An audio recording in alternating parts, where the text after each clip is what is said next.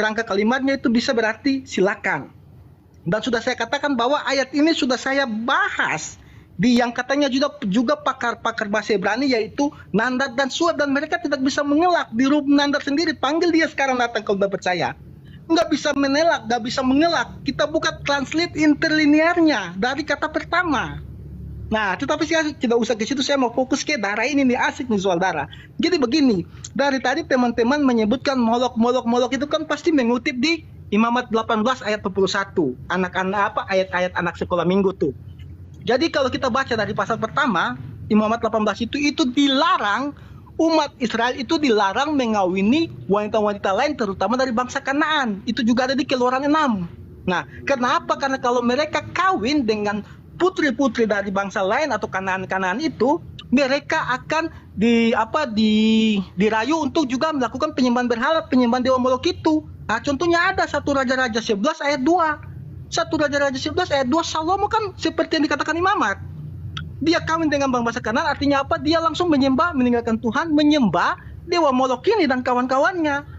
Jadi itu larangan tentang perkawinan, bukan mengatakan bahwa ada persembahan darah anak di dewa Molok. Baca dari ayat pertama dong. Nah, jadi sudah sangat jelas bahwa argumen-argumen yang dari tadi teman-teman di sini berikan hanya untuk mencari pembenaran agama mereka.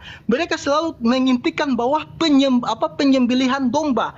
Padahal sudah saya kasih ayat Ibrani sangat jelas, penyembelihan hewan itu hanya bayangan. Intinya itu apa? Kejadian 3 ayat 15, Injil pertama. Kitab pertama Musa yang harus meremukkan kepala iblis itu adalah keturunan Hawa, Pak. Bukan lembu, bukan domba. Mana mungkin Allah sudah mengatakan bahwa yang harus menang iblis itu keturunan Hawa, tiba-tiba Allah berubah. Allah nggak plan, Pak. Karena Ibrani jelas mengatakan itu hanya bayangan. Jadi persembahan yang akan Tuhan berikan, persembahan yang Tuhan mau itu adalah persembahan yang dari Tuhan itu sendiri, yang sudah tadi bayangannya di kisah Abraham tadi. Makanya saya mengatakan kalau Abraham itu kalau mengatakan bahwa Tuhan menguji Abraham itu kan seolah-olah Tuhan itu kan gak maha tahu. Biar nanti Panaja mau berusaha untuk meyakinkan pembenaran bagaimanapun, kan kita tahu Tuhan itu dia maha tahu. Jadi inti di situ kan adalah korban domba mengganti Ishak itu dipersiapkan siapa? Persiapan oleh Tuhan itu sendiri. Korban yang datang dari Tuhan itu yang Sakaria 9 ayat 11 maksud. Kalau kita baca ke bawah Sakaria 9 dari ayat pertama, gitu kan sudah jelas bahwa nanti Raja Israel akan datang dengan darah perjanjian itu. Kan jelas ayatnya dari pasal pertama. Nah, dan yang terakhir untuk Pak Billy ini saya sempat ragu ya, soalnya begini Pak Billy. Tuhan di dalam Tuhan tadi kan Pak Billy mengatakan bahwa Tuhannya Yahudi kan sama, eksistensinya sama dengan Tuhannya Muslim. Nah, pertanyaan saya, kenapa Bapak menyangkali banyak ayat Taurat Anda bahwa Tuhan itu menunjukkan dirinya secara langsung? Banyak ayat sampai Yakub membangun mesbah, menamakan tempat itu Peniel. Dia melihat wajah Tuhan tetapi dia tidak mati. Keluaran 33 ayat 11, Musa berbicara langsung dengan Tuhan, saling berhadapan muka. 1 Samuel 3 ayat 21, Tuhan menampakkan diri di Silo. Banyak ayat. Lalu kenapa Anda bisa mengatakan Tuhan yang bisa dilihat oleh umat Israel saat itu sama dengan Tuhannya orang Islam yang tidak pernah menyatakan? Jangan melebar ke konsep ketuhanan dong. Ke ini aja dulu, persembahan. Oke. Ya udah. Kalau persembahan saya rasa tanggapan saya sudah sangat jelas, kesimpulannya biar jelas gak melebar. Kesimpulan tadi kan sudah saya katakan. Kejadian 3 ayat 15 itu dalilnya. Bahwa kemenangan atau penebusan dosa itu harus dari keturunan Hawa, bukan domba. Dan tadi Ibrani sudah katakan bahwa domba lembu, korban domba, korban lembu itu hanya bayangan. Itu juga dalil. Jadi bukan satu ayat yang kedua. Ya, silakan. Oke, jadi kesimpulan Anda bahwa persembahan untuk penebusan dosa adalah manusia atau Yesus. Begitu ya? Setuju ya? Setuju. Bang Handi. Oke, setuju. Sebentar. Lanjut yang lain. Lanjut. Bang Handi sebentar sebelum Bang Zuma sama Bang Billy ya. Ini Mas Mozart ini gimana sih cara diskusinya? Tadi kita terjemah linier ya, secara kata per kata, bahwa yang benar adalah perjanjian ya, tidak ada kata-kata dan engkau itu tidak ada. Mas Billy mengungkapkan bahwa kita ini cuma terjemah secara literal. Dia menyangkal. Tetapi tadi dia nanya kepada Bang Billy Yahudi ya. Dia nanya kenapa orang Yahudi kok tidak mempercayai Tuhan menyatakan dirinya dalam Taurat. Lah ini kan kontradiksi. Gitu loh, kontradiksi. Berarti Anda dalam hal ketuhanan memaknai ayat-ayatnya secara literal. Tapi setelah barusan di Zakaria 9:11 kita maknai secara literal, Anda tidak terima. Nah ini kan pusing ini. Standarnya Anda ini pakai literal atau pakai pemahaman? Kok ditabrak-tabrakkan? Masalah ketuhanan Anda maknai literal. Tuhan datang dengan wujudnya benar-benar wujud gitu. Tapi setelah Zakaria 9 ayat 11, masalah perjanjianku itu kamu tidak mau dimaknai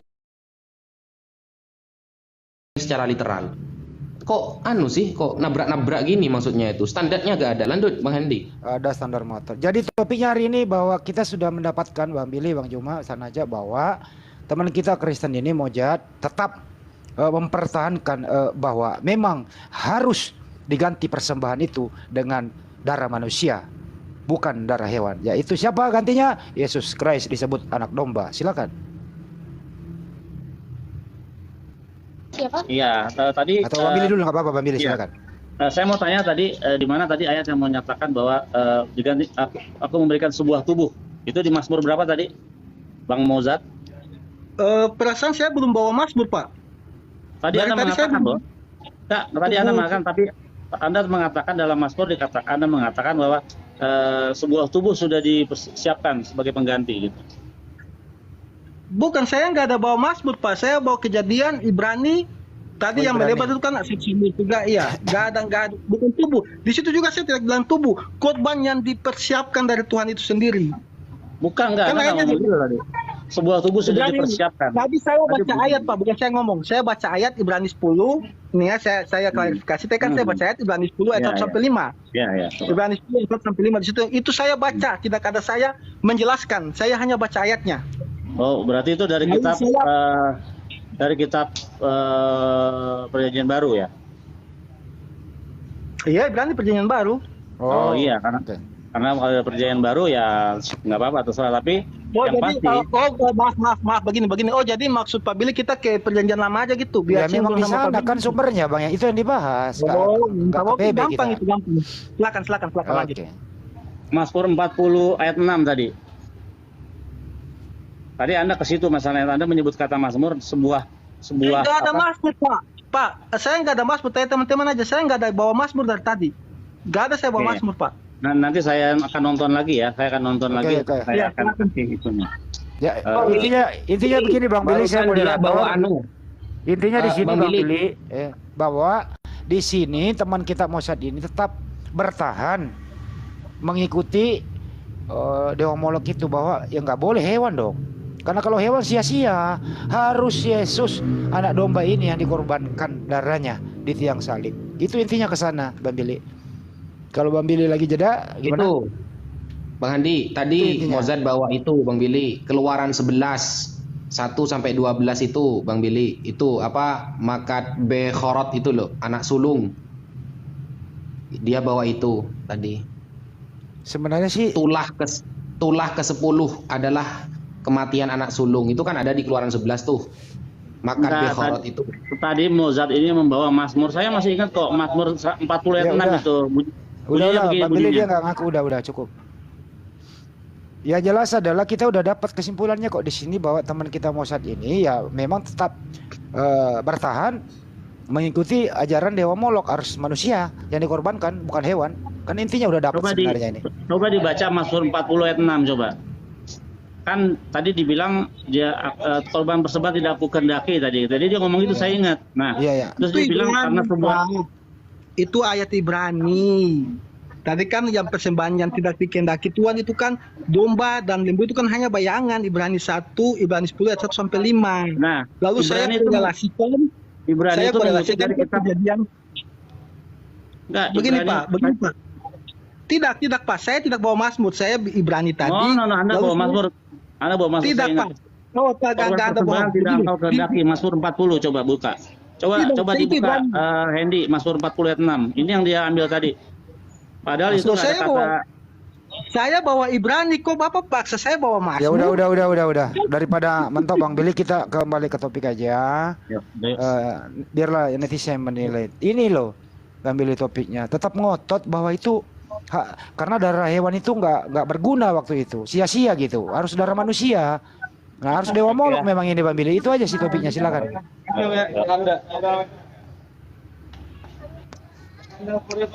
Itu intinya, ini kan jawabannya udah ada dari Pak Mosad ini. Ya kita ya maklumilah ajaran mereka, memang harus ada darah manusia di tiang salib. Tujuannya kan di sana. Banjuma lagi sholat kali, sholat duhur Banjuma. Padahal kalau mau memaksakan dia mau bawa Ibrani 10 4 sampai 5 itu kan kaitannya dengan Mazmur kan, memang Mazmur 40 ayat 7 sampai ke 9. Jadi kalau Mas Mozart melarang Mas Billy mau bawa Mazmur, dia pakainya Ibrani, itu kaitannya kan dengan Mazmur, bro. Coba lihat di Alkitabnya. Dinda, saya izin sejenak ya, 10 menit ya, kurang lebih 10 menit. Lanjut. Ya, assalamualaikum. 15 Saya tidak menit lah. melarang. Ya. Minta maaf, saya klarifikasi. Saya tidak melarang. Tadi dia bilang saya bawakan. Kalau dia bilang Ibrani korelasinya dengan Mazmur, saya tidak pernah menyangkal itu. Tetapi tadi kan statement Pak Billy kan saya membawakan kitab Mazmur. Lalu saya katakan, loh saya belum bawa kitab Mazmur, kan benar. Yang saya bawa Ibrani. Yang saya baca teks dari Ibrani, bukan Mazmur, Pak. Ibrani berapa, bro? Ya, Ibrani 10 ayat 1 sampai 5. Ya udah, itu aja yang dibahas dulu. Ibrani 10 1 sampai 5. Apa intinya di sana? Bukan 1 sampai 5 sebenarnya, 4 sampai 5 itu intinya. Ya, apa intinya di sana Pak Mosad di Ibrani? Apa intinya? Silakan aja, nggak apa-apa. Intinya apa di sana? Itu kaitannya dengan Mazmur 40 ayat 7 sampai 9 itu nanti. Ya. Kan dari ayat pertama begini, Pak. Dari ayat pertama bunyinya begini. Di dalam hukum Taurat hanya terdapat bayangan saja dari keselamatan yang akan datang. Nah, itu kan penjelasan saya tadi bahwa korban lembu, korban domba itu kan hanya bayangan. Tetapi korban yang sebenarnya itu kan merujuk kepada Kejadian 3:15. Kalau memang Pak Billy membantah hal itu, silakan Pak Billy menjelaskan, Pak Billy yang Yahudi menjelaskan apa maksud dari peremukan kepala iblis di Kejadian 3:15 yang dari keturunan Hawa. Itu aja Pak, simpel. Silakan. Ini lari kemana-mana, nggak ada peremukan di sini. Di sini darah manusia apa darah hewan? Iya, itu kan intinya kemenangan akan dosa. Jadi penyembahan korban ini kan untuk penebusan dosa intinya topik, Pak. Oke, baik. Bang Billy, sebentar. Bang Billy, hukum Taurat itu hanya bayangan, ya. Perjanjian baru adalah kenyataan darah manusia. Itu istinya. Bang Billy, silakan. Ya, jadi nggak ada demikian ajaran Torah, nggak demikian ya. Ketika memang itu darah lembu ya darah lembu, nggak ada darah manusia. Nah, dan soal tadi kitab Ibrani itu akhirnya kalau kita pencet footnote-nya dia akan merujuk kepada Mazmur. Nah, padahal di Mazmur itu Tuhan menyediakan apa? Telinga. Untuk apa telinga? Untuk mendengar apa? Mendengar firman Tuhan. Nah, ketika diartikan oleh kitab Ibrani itu menggantikan sebuah ada disediakan tubuh, nah itu seakan-akan merujuk kepada tubuh yang sudah disediakan, padahal teks Mazmurnya bukan tubuh tapi telinga.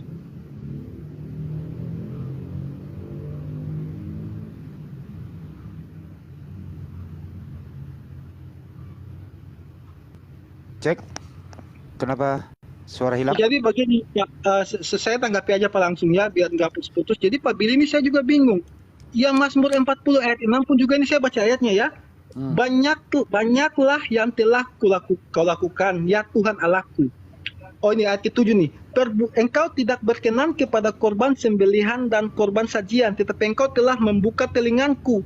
Bukan Tuhan meminta korban persembahan telinga, tetapi engkau telah membuka telingaku, korban bakaran dan korban penghapus dosa tidak engkau tuntut. Lalu aku berkata, sungguh jadi bukan Tuhan minta persembahan telinga, Pak. Kok jadi rancu nih ayat-ayatnya yang dibawa Pak Billy tadi. Apa sih Mozart ini? Coba dibaca dulu. Di Mazmur kan begini. Tulisannya kan gini di Mazmur. Engkau tidak berkenan kepada korban sembelihan dan korban sajian, tetapi engkau telah membuka telingaku. Korban bakaran dan korban penghapus dosa tidak engkau tuntut. Mas Billy tidak memahami maksudnya korban telinga itu, tidak. Jangan dibawa-bawa seperti itu. Mungkin saya salah dengar, ya udah. Mungkin saya Iya, salah dengar jenengan, salah dengar. Oke, kalau begitu kembali ke topik. Menurut Bang Mojad, Bang Billy, Ustaz Najak, bahwa di zaman itu khusus kepada pengajaran Torah ya, sebenarnya itu cenderung ke persembahan darah hewan atau darah manusia. Dan siapakah di sana itu yang cenderung darah manusia? Itu aja dulu yang dibahas. Iya, jadi begini Pak, saya simpulkan biar mungkin Bapak sini bisa paham. Ya. Tadi kan sudah sangat jelas dalam perjanjian perjanjian lama itu disuruhkan persembahan hewan. Itu betul. Itu betul. Dan juga bukan dari zaman imamat. Daripada zaman Kain dan Habel pun, karena diajari oleh Adam, buktinya kan Kain dia tahu, Habil dia tahu, sehingga dia mempersembahkan korban hewan. Kalau Kain kan dia tidak mau, dia mau mempersembahkan ini. Jadi bukan hanya dari imamat. Dan juga ketika Tuhan dalam Kejadian membuat pakaian kepada Adam dan Hawa dari kulit binatang, itu kan pasti ada darah binatang itu tercurah, sehingga bisa diambil kulitnya. Kan binatang itu harus mati dulu. Nah, jadi memang korban hewan itu betul. Saya tidak menyangkal bahwa korban hewan itu adalah yang disuruhkan dalam perjanjian lama. Tetapi jelas bahwa itu adalah bayangan.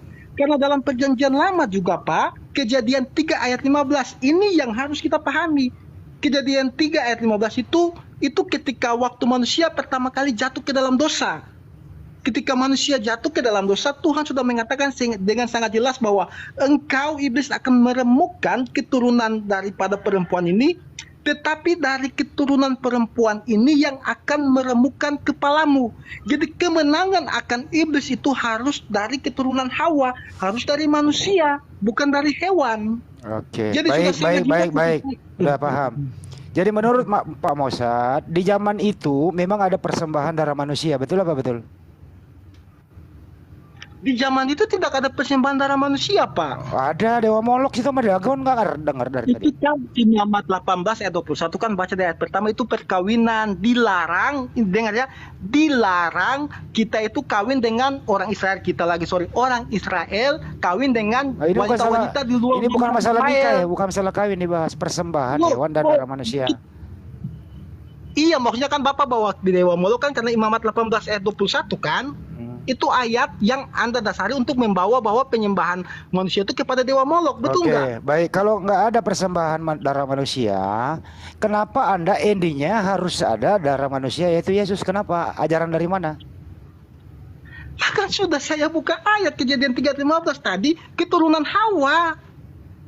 Harus dari keturunan Hawa. Entah itu Bapak mau mutar balik bagaimana, itu sudah dari Injil pertama, Kejadian 3, kitab pertama Musa. Oke. Jadi itu bukan silakan kesempatan bicara. Silakan. Padahal ya, penumpahan darah manusia itu sudah pernah disinggung loh di dalam Bible, dan itu dibenci oleh Tuhan Anda. Sangat dibenci. Tapi ini kitabnya teman-teman Yahudi ya, bukan Kristen ya. Kejadian 9 nomor 6. Coba buka Mas Handi. Kejadian 9 ayat 6. Siapa yang menumpahkan darah manusia, darahnya akan tertumpah oleh manusia, sebab Allah membuat manusia itu menurut gambarnya sendiri. Nah, jelas di sini Hashem ini melarang menumpahkan darah manusia. Tambah jelas lagi ketika Yesaya 66 ayat ketiga mengatakan, orang menyembelih lembu jantan namun membunuh manusia juga, orang mengorbankan domba namun mematahkan batang leher anjing, orang mempersembahkan korban sajian namun mempersembahkan darah babi, orang mempersembahkan kemenyan namun memuja berhala juga. Karena itu sama seperti mereka, ingat ya, sama seperti mereka lebih menyukai jalan mereka sendiri dan jiwanya menghendaki dewa kejijikan mereka. Saya ulangi, dewa kejijikan mereka. Nah, kalian ini sebenarnya sudah disinggung oleh Yesaya di dalam Kejadian. Jadi orang disuruh persembahannya binatang, malah persembahannya manusia. Gimana sih? Lanjut Bang Handi. Pak Mosad, kenapa harus manusia? Kenapa harus mengatakan keturunan Hawa di Kejadian 3:15? Silakan. Iya, jadi begini, saya luruskan dulu Pak ya, Pak Naja. Kami tidak pernah mengorbankan manusia. Jadi Nah. jelas memang ayat yang Bapak bawa kejadian, bentar Pak. Kejadian 9 ayat 6 itu betul. Dan itu juga bukan baru dikatakan pada zaman Nuh. Itu sudah dikatakan pada zaman Kain dan Habel ketika Kain membunuh Habel. Jadi siapa yang membunuh, siapa yang mengeluarkan darah, dia juga akan dituntut oleh darah. Itu tidak ada kontradiksi Pak. Makanya tadi kan sudah saya katakan dalam Kejadian 22 kisah Abraham itu kita harus paham konteksnya. Di situ Tuhan sendiri yang menyediakan, bukan kita. Jadi ayat ini nih seolah-olah kita tuh membunuh. Loh, ketika penebusan Yesus di kayu salib bukan kita yang membunuh. Tuhan sendiri. Berarti Tuhan pinplang berarti ya, pinplan ya. Di Kejadian dia melarang menggunakan darah manusia, tapi ternyata dia menyiapkan sendiri darah manusia. Berarti pinplan dong. Iya. Di situ kan dia melarang pembunuhan. Pak, jelas ayatnya Pak, hukum Taurat juga melarang pembunuhan. Nah itu Dan membunuh hukum- Yesus. Dengar Pak, gak usah Yesus itu dipotong. dibunuh apa diperkosa? Ya, Yesus itu dibunuh apa diperkosa itu? Yesus, ini kalau bahas Yesus aku bawa perjanjian baru boleh enggak? Enggak endingnya ke sana, Bro. Enggak. Gini ya. Di Kejadian kan sudah jelas bro, darah manusia itu dilarang ditumpahkan. Di Yesaya juga itu adalah ajaran dewa yang menjijikkan, kata Hashim. Pertumbuhan darah manusia, penebusan dosa manusia, penebusan manusia itu kan ajaran dewa yang menjijikkan, kata Hashim. Ternyata di sisi lain Tuhan menyiapkan darahnya untuk ditebus. Berarti apakah Tuhan Anda ini benar-benar dewa? Berarti dewa dong Bang Handi. Ya molok. Nah, Ya, jadi begini saya jelaskan ya, jangan dipotong dulu ya. siap. Jadi tadi kan Panja membawa Kejadian 9 ayat 6. Di sini bunyinya sangat jelas. Siapa yang menumpahkan darah manusia, darahnya akan tertumpah oleh manusia. Jadi hukum ini untuk siapa? Untuk manusia. Kalau kita lihat konteks Abraham tadi kan persembahan itu bukan dari manusia. Tuhan sendiri yang menyediakan domba itu. Tuhan menyediakan korban untuk dipersembahkan kepada Tuhan. Jadi penumpahan darah itu bukan oleh manusia, Pak. Bukan oleh tangan Abraham. Abraham tidak membawa domba itu. Tuhan sendiri yang menyediakan. Nah, jadi jelas bahwa ayat ini tidak, Anda mau mencoba membawa ayat ini, jelas hukum Taurat mengatakan jangan membunuh. Hukum Taurat ke-6 sudah sangat jelas, jadi tidak ada kontradiksi. Itu kepada kita manusia. Jadi larangan membunuh, mencuri itu kan memang kita tidak boleh begitu. Tetapi soal korban penebusan kita kembali ke Kejadian 3 ayat 15. Oke. Lalu Pak Handi bertanya loh, kenapa ya saya mau jawab ini, lalu Pak Handi bertanya loh, kenapa mesti darah manusia? Gitu Iya. kan? Iya. Nah, jadi disitulah letak kemahaadilannya Tuhan. Bisa kita lihat. Buset. Jadi begini Pak, Iya, Tuhan iya. kan, ya Tuhan yang berdosa kan manusia. Iya. Harus Hewan manusia bukan juga. berdosa. Ah. Ya hewan, benar-benar hewan yang berdosa kan manusia, Oke. bukan malaikat, bukan hewan. Jadi yang bisa membayar hutang dosa itu kan cuma manusia doang. Iya, oke, paham. Jadi Dan yang mungkin Pak Handi baru selesai, Oke, ya jadi kan? yang berdosa adalah manusia, harus juga manusia yang menumpahkan darah sebagaimana Kejadian 3:15. Betul apa betul? Betul. Betul. Silakan Ustaz aja. Betul. Memang harus manusia, Ustaz. Karena manusia yang berdosa bukan monyet. Kalau monyet yang berdosa, harus monyet yang ditumbalkan gitu, Ustaz. Padahal ya di Yesaya 66 tadi yang saya bacakan, di Kejadian 9 ayat 6 itu yang dilarang itu pembunuhan manusia sehingga mengeluarkan darah. Kemudian pertumpahan darah manusia itu adalah ajaran dewa yang sangat menjijikkan, kata Hashim. Nah, sekarang pertanyaannya, kalau memang Anda memiliki keyakinan bahwa yang tertebus harus darah manusia karena manusia ini yang berdosa, sekarang saya tanya, kolerasi antara kejadian Yesaya dengan terjadinya Yesus disalib, itu sebenarnya Yesus dibunuh, diperkosa, atau hanya dikelitik-kelitik saja? Sehingga Anda mengatakan itu beda konteks. Gimana itu? Silakan Pak Masad. Oke, jadi kalau bahas Yesus berarti saya kutip sedikit perkataan Yesus. Ya nggak Dia apa-apa, jelas, nggak apa-apa. Pak. Nggak apa-apa. Apa? Lanjut. Fleksibel aja, lanjut. Nah, jadi pertanyaan Pak Naja kan jelas bahwa korelasinya apa, gitu kan? Jadi jelas bahwa korelasinya apa dalam Yesaya, dalam Kejadian 9 ayat 6, itu adalah dosa yang dibuat oleh manusia. Tapi korban ini bukan dari manusia. Lalu Yesus sendiri, Pak Naja mengatakan bahwa lalu Yesus ketika disalib itu dia digelitik atau di apa, kan perkataan Yesus jelas tidak ada yang dapat bentar, tidak ada yang dapat mencabut nyawaku. Aku memberinya dengan sukarela dan aku berkuasa untuk mengambilnya kembali.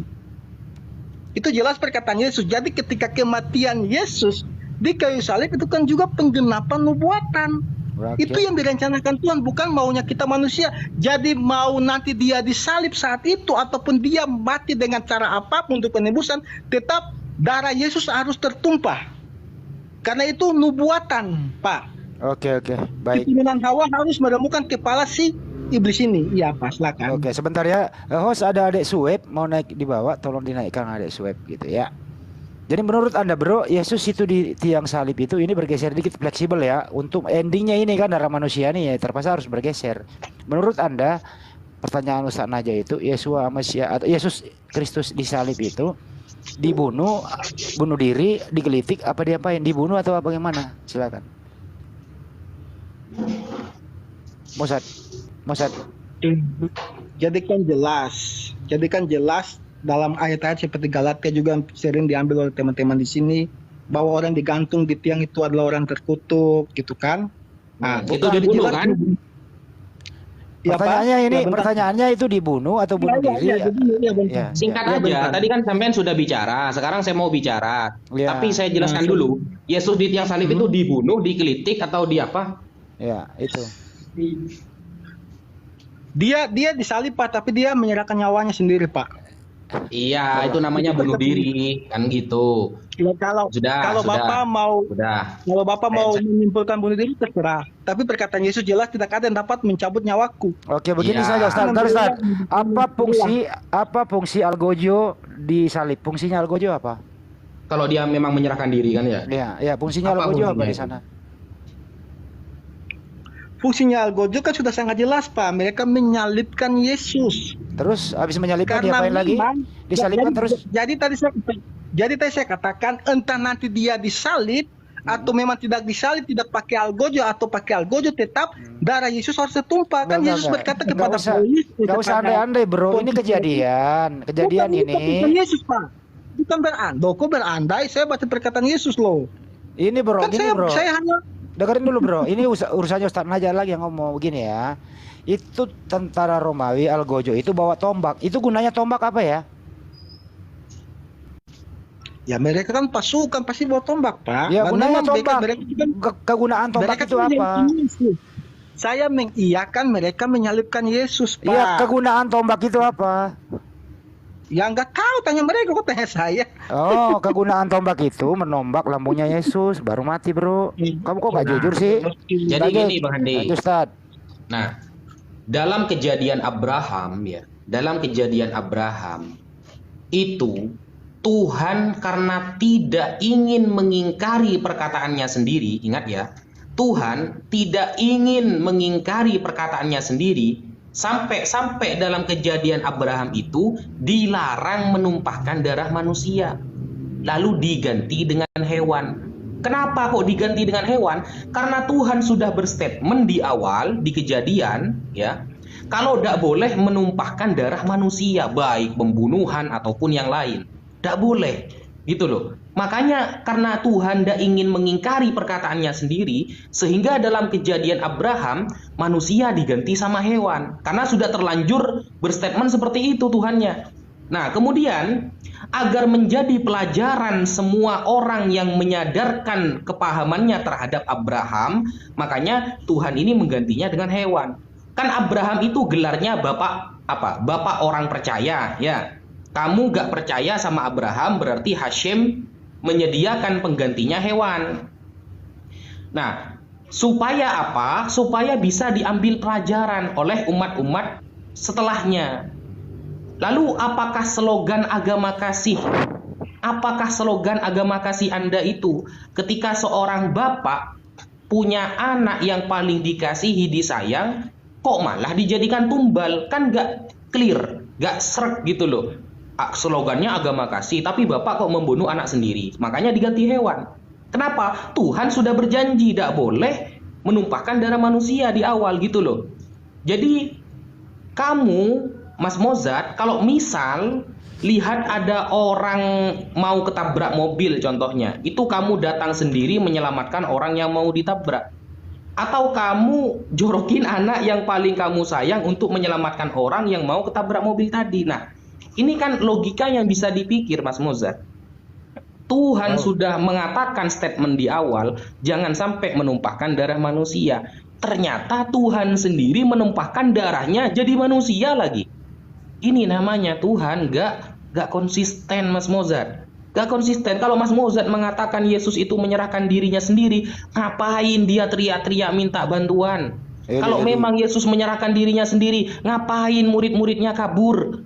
Kalau Yesus menyerahkan dirinya sendiri, ngapain harus dikejar hansip Romawi? Kalau Yesus menyerahkan dirinya sendiri, ngapain minta kekuatan kepada malaikat? Berdoa. Kan begitu. Sekian, Bang Andi, lanjut. Ya, oke, baik. Swep, tolong minta permintaan aja, Nanti dinaikkan kok. Mungkin hostnya lagi sibuk gitu ya. Bro, saya tanggi. Bro Mojad, sini nih, dengerin dulu. Apa gunanya yang dibawa Algojo nih ya, Algojo? Dia bawa tombak, dia bawa tambang, dia bawa paku, dia bawa palu. Itu gunanya apa itu untuk Yesus? Bisa dijelaskan nggak? Oke. Saya jawab. Saya jawab pertanyaan itu. Jadi begini Pak Najah, tadi kan sudah sangat jelas Kejadian 9 ayat 6, siapa yang menumpahkan darah manusia, darahnya akan tertumpah oleh manusia. Itu kan larangan kepada manusia. Saya ambil contoh ketika Sodom dan Gomora, mereka dosanya sudah terlalu wow gitu. Apakah Tuhan tidak berhak untuk menghancurkan mereka? Buktinya dalam kepercayaan Anda juga meyakini bahwa Sodom dan Gomora hancur oleh api hujan, api belerang yang diberikan oleh Tuhan. Itu hak prerogatifnya Tuhan. Jadi Kejadian 9 ayat 6 ini berlaku untuk manusia. Lalu tadi kan sudah saya katakan, kedagingan Yesus itu bukan adalah kedagingan hasil perkawinan. Itu kan merujuk kepada bukan mana-mana. Gue udah Pak Andi santai. Tadi juga Pak Najak kemana-mana. Saya santai kok. Jadi jelas bahwa korban yang dipersiapkan dari Tuhan itu sendiri, bukan dari manusia. Kecuali Yesus itu hasil hubungan intim, lalu kita manusia mengorbankan dia, lalu oke, ayat ini Pak Najak bisa bawa. Lukas mencatat jelas bahwa anak yang dalam rahim Maria itu adalah yang dikandung oleh Roh Kudus. Bininya bini ilahi. Firman Allah yang Maha Kuasa. Jadi jelas bahwa Pak Najak tidak usah inti di situ. Saya rasa para orang di live juga sudah paham maksud saya. Lalu kembali ke Pak Andi. Lalu para tentara bawa tombak itu untuk apa, bawa paku, kan sudah sangat jelas untuk menyalibkan Yesus. Yesus dijatuhi hukuman mati oleh Pontius Pilatus karena desakan para imam Yahudi. Itu sangat jelas. Sangat-sangat jelas. Dan Yesus sudah katakan, Pak, sebelum dia disalib 4 kali dia mengatakan dia mau ke Yerusalem disiksa dan mati. Manusia siapa yang tahu cara matinya? Dan tadi Pak Najak mengatakan murid-muridnya tercerai-berai. Sebelum hal itu terjadi, Yesus sudah mengatakan juga iman kalian akan diuji dan kalian akan tercerai-berai. Sampai Petrus pun Yesus sudah mengatakan engkau akan menyangkaku 3 kali sebelum ayam berkokok. Manusia siapa yang bisa tahu begitu, Pak? Oke, baik. Jadi di sana itu belum ya? Jadi di sana itu habis ini Ustaz aja ya. Di sana itu ada salib. Fungsi salib itu adalah tempat Yesus digantung di salib. Itu fungsi salib ya. Fungsi tombak di sini adalah untuk menusuk lambungnya. Fungsi tambang itu untuk mengikat tangannya. Fungsi paku itu sama palu untuk memaku tangannya. Fungsi algojo adalah eksekutor. Betul apa betul, Mbak Mosad? Oh, sangat betul, Pak. Betul. Betul. Nah, kalau sudah terjadi begini, Anda betulkan Yesus dibunuh atau bunuh diri? Kalau Anda langsung ke jawaban Yesus begini, Pak, kecuali. Ya tinggal dijawab itu loh, 2 pilihan. Aduh, sayangku. Tidak, Pak, begini, Pak. Saya tahu cara Anda. Jadi, Pak, kita jujur-jujuran aja. Tadi kan saya sudah jelaskan begini, Pak. Saya sudah jelaskan bahwa kecuali Yesus tiba-tiba ke Yerusalem. Yang bilang bohong-bohongan siapa? Ya begini, Pak, maksudnya begini, kecuali Yesus tiba-tiba ke Yerusalem lalu dia ditangkap dan dia mati disalib. Kan sudah saya katakan sebelum hal itu 4 kali loh dia mengatakan bahwa dia akan disalib, sampai si Petrus ini kan mau menghalangi itu. Si Simon Petrus tidak mau Yesus mati. Tapi Yesus bilang apa? Ingatlah kau iblis, engkau tidak tahu apa yang dipikirkan oleh Allah. Karena itu memang Nggak ke sana, Bro. Begini Pak Mazat, kesempatan Ustaz aja nih. Menurut Anda, yang mematikan Yesus itu waktu dia dipaku, waktu dia diikat, atau waktu terakhir dia ditombak? Yang mematikan dia yang mana? Tombak itu kan hanya untuk memastikan, Pak, bahwa dia sudah mati atau belum. Tadi jadi Yesus itu waktu ditombak itu sudah mati apa belum? Sudah, Pak. Dia sudah mati, itu memastikan. Tentara Romawi memastikan. Oh, jadi tombaknya nggak mematikan. Berarti yang mematikan adalah paku di tangannya. Begini, Pak, kan Anda tanya yang menyebabkan Yesus mati. Jadi ayat Alkitab, Pak, mengatakan Yesus, kedatangan Yesus mati ketika dia mengatakan sudah selesai. Ya Bapak, orang masih ngomong itu loh. Bro, masih ngomong kok mati? Ketika dia selesai ngomong, kan sebelum mati nih Yesus kan, kedagingan Yesus ini kan mengatakan begini, sudah selesai. Lalu dia maksud mengatakan Anda, oke paham. Maksud Anda begini, Yesus itu tidak dia taruh saja di salib terus mati. Nah, setelah mati baru ditombak, begitu ya? Jadi tombak itu bukan untuk mematikan dia, bahkan ayatnya jelas untuk memastikan dia sudah mati atau belum. Terus yang mematikan apa? Terus yang mematikan Yesus apa? Kan sudah saya katakan ayatnya, Yesus itu mati ketika dia mengatakan, ketika dia selesai mengatakan, ya Bapa, ke dalam tanganmu kuserahkan nyawaku, seketika itu langsung dia meninggal, Pak. Oh, berarti bunuh diri dong kalau begitu, nggak diapa-apain. Kalau Pak mau pikir bunuh diri ya terserah. Itu kan yang tercatat. Oke, paham Ustaz. Udah Ustaz aja, silakan Ustaz. Jadi Ustaz, Yesus itu disalib tidak diapa-apain, tapi mati dulu baru ditombak gitu Ustaz. Monggo. Keracunan anggur dia, Bang. Oh, keracunan anggur. Oh, ada Bang Juma nih. Lucu juga Bang Ustaz. Lanjut Bang Juma. Ada kelucuan di sini Bang Juma. Monggo. Iya, jadi Yesus itu sebenarnya kalau kita lihat di dalam kitab Yohanes, ya Yohanes 19 kalau nggak keliru saya, di situ Yesusnya bukan mati karena disalib, bukan mati karena ditombak, tapi Yesus mati karena dia itu minum asam anggur. Makanya dikatakan ketika Yesus selesai meminum asam anggur itu, anggur asam, maka matilah dia. Nah, itu mati dia di situ. Dalam Yohanes 19 nomor 29. Oh, 19:29. Nomor 30, ya? sorry. Ya. Sesudah Yesus meminum asam anggur itu berkatalah, sudah selesai. Lalu ia mati. Nah, itu jelas tuh. Jadi pada saat penyaliban, jangan potong ayat Pak Suma. Ini saya buka Yohanes di 19. Sesudah Yesus meminum anggur, lalu anggur asam itu ia berkatalah ia sudah selesai. Lalu ia menundukkan kepalanya dan menyerahkan nyawanya. Yang seperti Matius dan yang lain cakap, ya Bapak, ke dalam tanganmu kuserahkan nyawamu. Gitu Pak. Silakan. Iya, jadi kalau berarti Bang ya matinya. Iya. Kalau di dalam terjemahan yang lain ya 2014 dikatakan menundukkan kepalanya dan dia pun mati. Mati di situ. Mati pada saat itu juga. Jadi belum sempat dia kemudian ditombak, sudah mati duluan dia. Gitu Bang ya. Jadi Yesus mati itu karena dia minum asam. Jadi disalib Bang Juma, jadi disalib itu sempat minum anggur asam ya, disalib? Iya, betul. Oh. Dia kan haus tuh. Pertanyaannya siapa yang bawa minuman itu? Itu dia nggak tahu. Inilah yang meracuni Yesus itu 3 kali ya. Ya, siapa yang meracuni Yesus Pak Masad? Bisa dijawab? Jadi jelas ya ayatnya begini. Saya baca ayatnya biar jelas ya. Sesudah itu karena Yesus tahu, Yohanes 19 ayat 28. Sesudah itu karena Yesus tahu bahwa segala sesuatu telah selesai, berkatalah ia, supaya genaplah yang ada tertulis dalam kitab suci, aku haus. Jadi itu sudah dinubuatkan Pak. Bukan tiba-tiba Yesus minum anggur asam, nggak ada apa-apa, tiba-tiba doang. Itu sudah dinubuat dan digenapi. Makanya waktu Yesus bangkit dari kematian, Lukas 24 ayat 44 dia berkata begini. Jangan ngomong bangkit dulu, belum bangkit.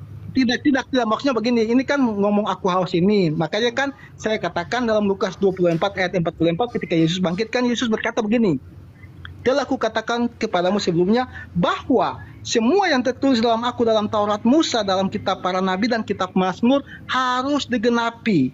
Nah, Yohanes 19 itu kan mengatakan dengan sangat jelas, aku haus, seperti ada tertulis dalam kitab suci.